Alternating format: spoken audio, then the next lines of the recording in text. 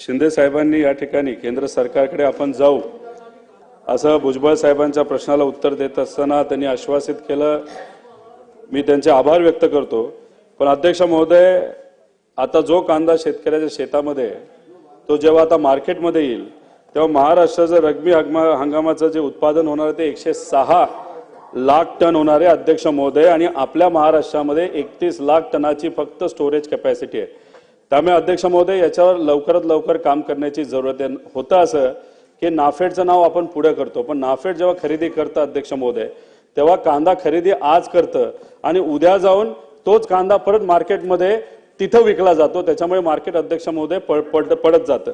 त्यामुळे अध्यक्ष महोदय आमचं असं मत आहे की इलेक्शनच्या काळामध्ये सुद्धा आपण भावांतर योजनेबद्दल बोलला होता मंत्री महोदय, म्हणजे शिंदे साहेब, मुख्यमंत्री साहेब त्या बाबतीत भाष्य केलं होतं। भावांतर योजना म्हणजे काय? Price स्टेबलायझेशन fund.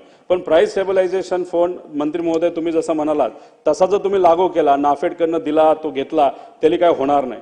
आपण प्राइस स्टेबलायझेशन फंड जसं भुजबळ साहेब म्हणाले की तुम्ही 2200 रुपये आपली कॉस्ट तिथं फायनल केली की शेतकऱ्याला 2200च्या पुढे असेल तर परवडतं।